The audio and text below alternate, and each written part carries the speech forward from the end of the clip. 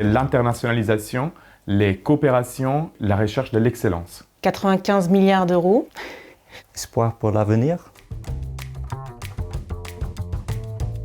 Il y a un côté interne, un défi personnel. J'ai toujours eu un peu l'ambition de tenter, qui m'est venue aussi grâce à l'expérience dans d'autres projets européens que j'avais déjà obtenus auparavant. Le fait de tenter l'ERC m'avait été mentionné depuis mon arrivée au CNRS et aussi dans mon UMR. Et en ce sens, c'était une pression, mais c'était une pression positive. C'était pour avoir un environnement de jeunes chercheurs autour de nous. Ça fait vraiment vivre le labo. Ils amènent beaucoup de nouvelles idées. Un financement ERC, c'est vraiment un financement exceptionnel, entre 1,5 et 2,5 millions d'euros sur 5 ans.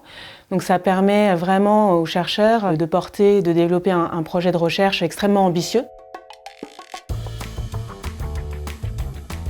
Réussir à formuler la question centrale, quel est le verrou scientifique que mon projet va permettre de lever, qui va être la base de la rédaction du projet scientifique. Prendre contact avec le CNRS et dire oui, je veux déposer un ERC. Parce qu'à ce moment, pour moi, c'était un peu commencer l'aventure et du moment où je prenais contact, je devais le faire. J'ai eu l'ERC après avoir 2 tentatives négatives. Après chaque tentative négative, il y a un petit mur à franchir. Il faut se dire oui, je vais quand même essayer, je vais tenter à nouveau. Ça a entièrement libéré mon temps pour me concentrer sur les aspects scientifiques du projet. Ça a été une expérience fantastique d'avoir le point de vue de quelqu'un qui n'était pas dans la matière, mais qui avait une expérience de projet de recherche. Donc on va vraiment apporter un appui sur le montage administratif du dossier, aussi sur le montage budgétaire. Et puis on va proposer une relecture des parties scientifiques et non scientifiques, de façon à s'assurer que la manière dont il a rédigé correspond bien aux attentes du Conseil européen de la recherche et remplit bien tous les critères d'évaluation. Et notamment sur le CV et le track record, c'est vraiment important de repartir de page blanche pour mettre en valeur le profil et l'excellence du chercheur au regard de son projet scientifique.